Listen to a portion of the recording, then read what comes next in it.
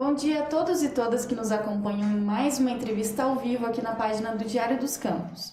Para comentar um pouquinho sobre a atual situação do mercado imobiliário de Ponta Grossa em meio à pandemia, a gente convidou o Carlos Ribas Tavarnaro, que é vice-presidente regional do Sindicato da Habitação e Condomínios aqui da região e também representa a Tavarnaro Imóveis, e o Eduardo Consorte, que é diretor executivo da Prestes Construtora. Bom dia, obrigada pela presença. Bom dia. Bom dia. Então, eu queria que vocês começassem comentando um pouquinho como que está essa questão das vendas, dos aluguéis na cidade. O Carlos poderia começar e, em seguida, o Eduardo continua, que a gente sabe que tem uma notícia boa aí da Prestes, né? Perfeito. Bom, depois de passado o susto, do início da pandemia, em março e abril, que foi o impacto maior, os meses de maio e junho já revelaram um comportamento diferente do consumidor, A gente, falando em vendas, nós verificamos no mês de junho, na maioria das imobiliárias do Paraná, o recorde de vendas, de volume de vendas do ano de 2020, em junho. E acreditamos que isso se deve já a esse novo comportamento do consumidor procurando oferecer à sua família imóveis mais confortáveis e com outras características que não as que a gente tinha no período pré-pandemia, Na locação, obviamente, que também tivemos impactos, principalmente nos imóveis comerciais, mas também já percebemos uma retomada. O mês de junho, também particularmente, o mês de junho já foi muito melhor do que os outros meses anteriores e também alguns segmentos, tanto na parte comercial, alguns segmentos menos afetados com a pandemia já estão reinvestindo e já estão otimizando suas atividades para essa nova realidade. Perfeito. O cenário da Prestes foi muito semelhante ao relatado pelo Carlos, A gente começou o ano, acho que como todas as pessoas do mercado imobiliário, bastante otimistas, Acho que o mercado como todo via 2020 como um ano de grande crescimento. Tivemos em março um susto, realmente, o início da pandemia, as primeiras medidas restritivas. Então, março, que tinha tudo para ser um mês excepcional de vendas, a segunda quinzena já começou a apresentar uma restrição. O mês de abril foi um mês difícil, mas para nossa surpresa, realmente, os meses de maio e junho realmente foram muito bons, Tanto que junho foi o nosso recorde de vendas, Foi o nosso melhor vendas na história da empresa. Atingimos mais de 35 milhões em vendas em todo o estado. Então, demonstrou realmente um mercado resiliente, Um mercado que se adaptou, Teve esse susto ali da pandemia, essas primeiras medidas, mas principalmente o cenário que a Prestes atua, que é o residencial econômico, a gente percebe realmente uma recuperação já muito rápida, Diferentemente das primeiras previsões que falavam nessa recuperação acontecendo somente no segundo semestre ou talvez só acontecendo em 2021.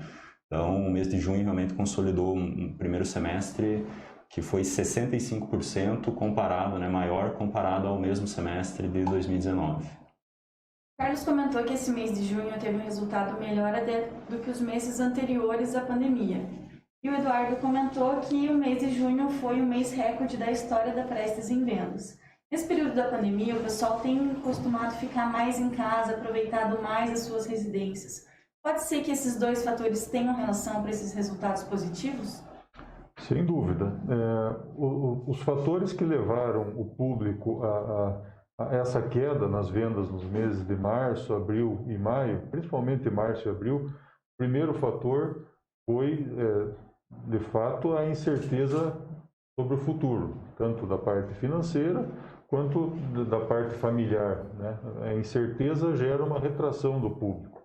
O segundo fator mais identificado pelos consumidores foi a impossibilidade de se fazer visitas. Também atrapalhou demais, porque naquele momento, voltando lá para março e abril, não sabíamos ainda como lidar com a pandemia e com as prevenções em relação à contaminação ao contágio.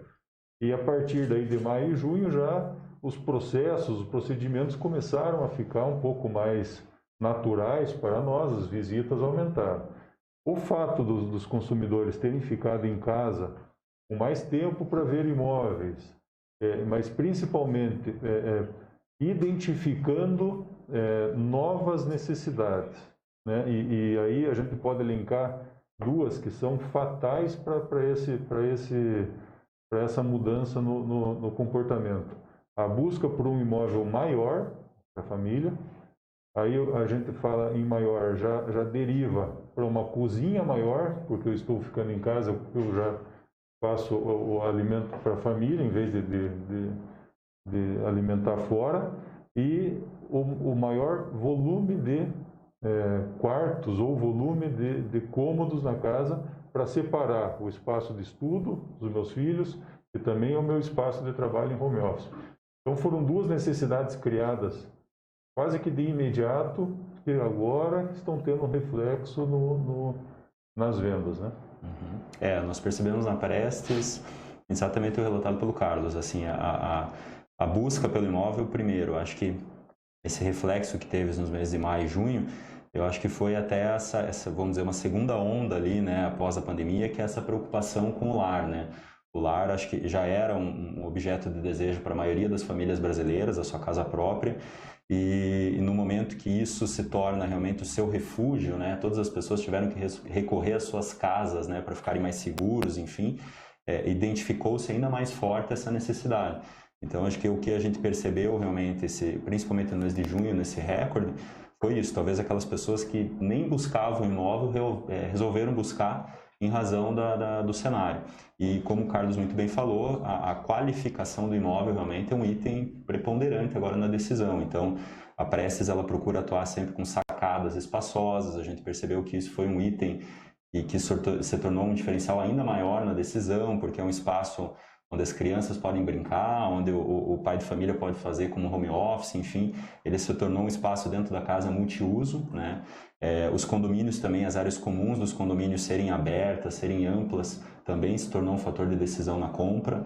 Enfim, então acho que a busca pelo imóvel continua, acho que reforçada nesse momento, né, dado o cenário, e mais qualificada buscando esses atributos diferenciados.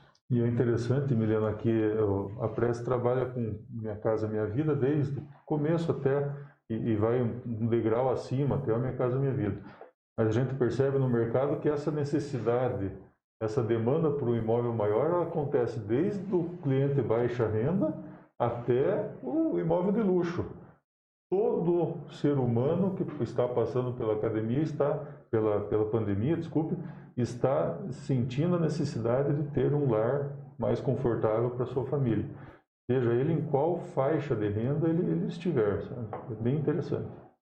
Essas são tendências que devem continuar mesmo após a pandemia? A gente via nos últimos anos uma tendência de compactação dos imóveis, principalmente em grandes centros urbanos, por realmente ter menos espaço para o pessoal viver. Mas agora essa busca por imóveis maiores deve continuar mesmo após esse período? Eu acho que o modelo de vida, o modo de vida do brasileiro, vamos falar aqui na nossa região, mudou. E certamente a primeira coisa que vai mudar é a sua casa. Não dá para dizer que vai continuar a ser como está hoje, mas também não dá para dizer que tudo vai voltar como era antes. Eu acho que vamos nos adaptar, né? Certamente a Prestes está preocupada já no desenvolvimento dos novos projetos, o que fazer?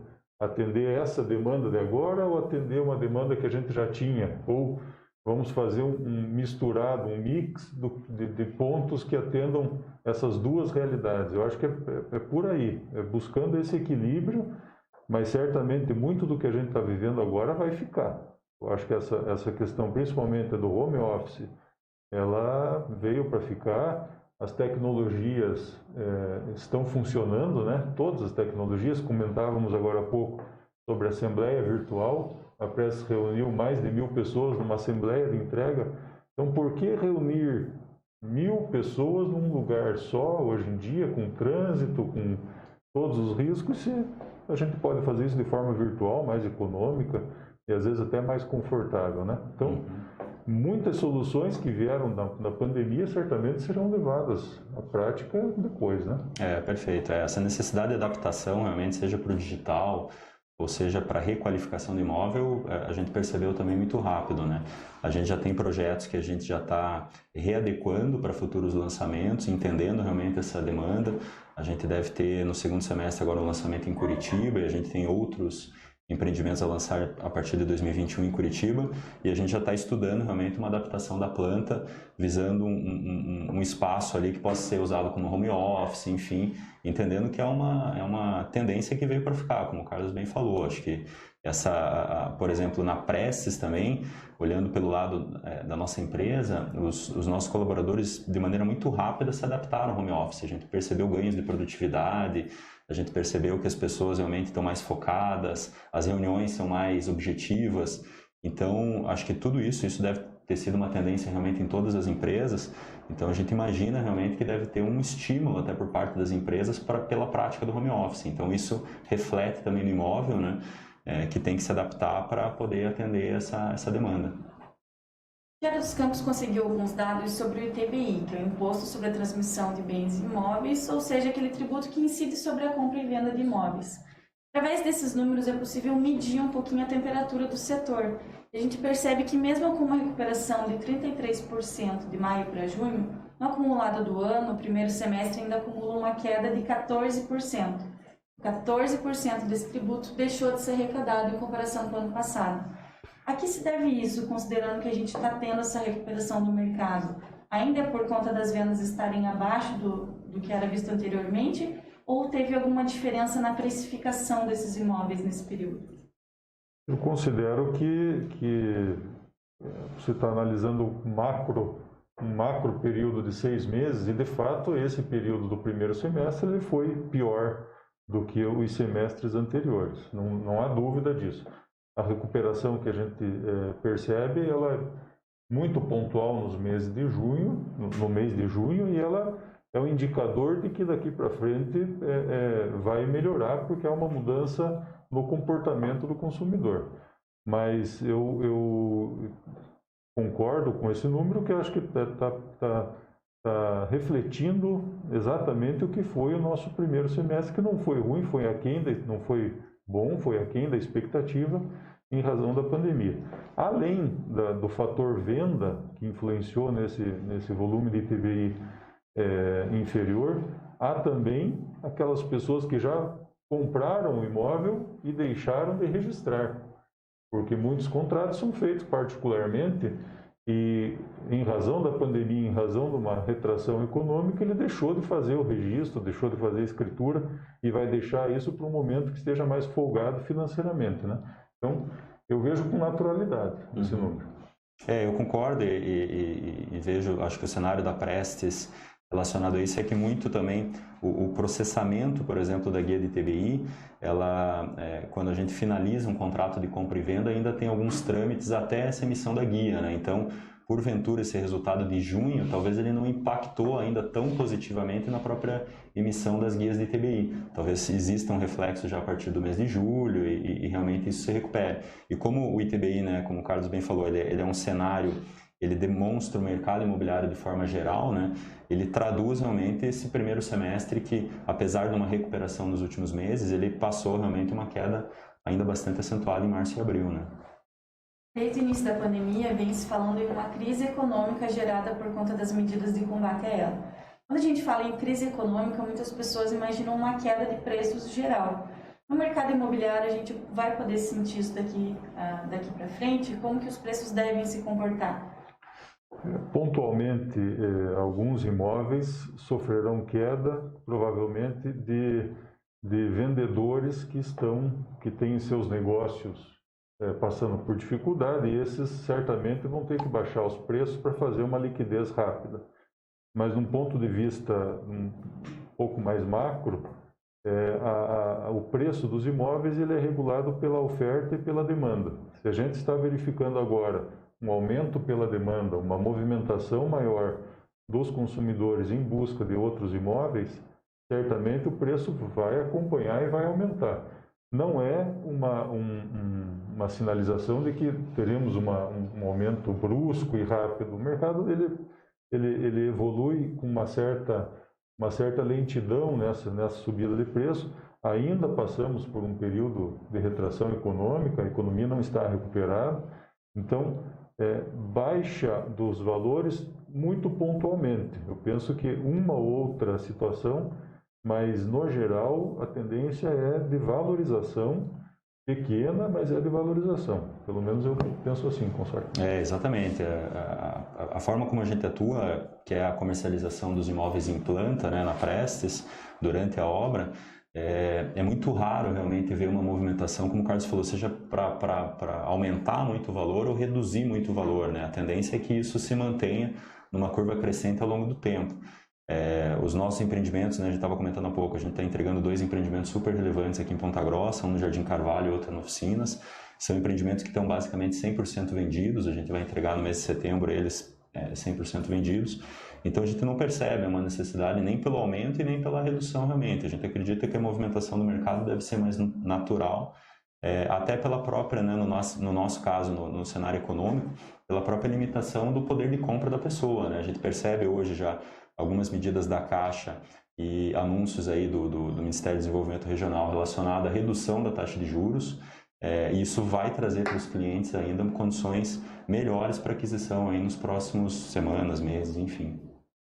Como o Eduardo comentou, a Caixa anunciou um pacote de medidas que visa aquecer esse mercado imobiliário. Qual que é a avaliação tanto das imobiliárias quanto das construtoras sobre essas novas ações que foram anunciadas pelo banco? Do ponto de vista do consumidor, a integralização das despesas, né, principalmente do ITBI, no total do financiamento é sempre uma ajuda, né? O brasileiro não tem costume de poupar, de manter uma reserva financeira. Então, às vezes, essas despesas de registro elas são um empecilho para a aquisição do imóvel, né? Principalmente nas faixas de renda menor. Então, certamente traz algum auxílio, sim, para quem quer comprar. É mais uma medida positiva, né? Somada a outras que vem acontecendo nos últimos meses. A gente avalia também como positivamente, inclusive cabe ressaltar realmente que as medidas da Caixa nos chamaram a atenção, acho que para o mercado imobiliário como um todo, realmente como muito rápidas, né? A Caixa ela foi rápida no socorro, seja ao construtor, ao incorporador, enfim, ela tomou medidas já no início da pandemia, permitindo realmente que as empresas tivessem muito mais segurança para poder operar, né? Naquele cenário de março, a gente não sabia exatamente como o mercado ia se comportar, né? A gente ter na Caixa realmente essas medidas rápidas que deram essa segurança foi fundamental para a continuidade de forma segura da empresa, né? Então, seja as medidas que foram adotadas para os clientes, como a inclusão das taxas para a transmissão do imóvel, seja essa redução de juros aí que deve se concretizar nos próximos dias, enfim, diversas medidas realmente deram muita segurança e foram muito bem recebidas pelo todo o mercado. Uma medida que preocupou alguns representantes do setor foi o saque emergencial do FGTS, que é uma poupança, digamos, forçada feita pelo governo para o trabalhador, que geralmente era utilizada em contratos de habitação, mas agora, por conta da pandemia, o governo liberou o saque de até um salário mínimo por trabalhador. Qual que é a avaliação de vocês sobre isso? Eu acho que o consórcio pode responder com mais propriedade, mas assim, eu penso que é pouco relevante esse saque. Acho que ele serve muito para esse auxílio emergencial, mas no contexto da aquisição do imóvel, eu penso que ele é pouco relevante para compor o total do preço dessa aquisição. Perfeito, exatamente. Eu acho que ele não é um valor tão relevante para realmente dificultar a compra. A gente percebe que as pessoas, né, normalmente possuem um FGTS superior ao que foi o valor permitido para o saque. E eu vejo até pelo outro lado, realmente. Acho que o fomento à economia, né, esse dinheiro girando na economia, no comércio, de maneira geral, ele traz esse retorno para o mercado imobiliário da mesma forma, né? Talvez aquele empreendedor, aquele empresário ou aquele trabalhador do comércio que está recebendo os frutos desse FGTS que está gerando, também vai buscar no mercado imobiliário a sua aquisição. Então, eu acho positivo para a economia como um todo. Agora eu queria fazer 2 perguntas específicas para cada um de vocês. Em relação às imobiliárias, como que está o comportamento das locações e das vendas do setor comercial? A gente está falando até agora do residencial, mas e o comercial, como que está? Algumas atividades foram muito impactadas, né? O caso dos restaurantes, via de regra, né? Alguns souberam utilizar a pandemia como forma de fomentar seus negócios no ambiente do delivery, outros não tiveram essa capacidade, seja por questões estratégicas, seja por questões físicas, enfim. Academias, outra atividade impactada, clínicas odontológicas. Então, algumas atividades tiveram redução nos aluguéis, a gente está negociando bastante ainda até esse mês. Desocuparam imóveis, né? Infelizmente não foi possível mantê-los nos imóveis, mas a gente percebe que principalmente empresas mais estruturadas, grandes redes e outras atividades como a alimentação já dentro dessa nova realidade estão investindo e reinvestindo. A gente no mês de junho teve um aumento de aproximadamente 33% nas locações em relação a maio, que já é um reflexo disso. Nas locações residenciais, a busca novamente por imóveis mais confortáveis, deixa eu sair do meu imóvel que é pequeno para ir para um imóvel melhor para a minha família, isso teve bastante impacto, e eu acho que vai seguir essa tendência aí daqui para frente, né? Infelizmente, essas negociações, infelizmente ou felizmente, elas estão acontecendo, os proprietários de imóveis estão assim muito sensíveis aos pleitos dos locatários, estão atendendo na grande maioria dos casos. Sentimos que estamos conseguindo equilibrar bem essa relação. Certo. Como a gente estava conversando anteriormente, a Prestes já deve somar quase 2.000 unidades em Ponta Grossa.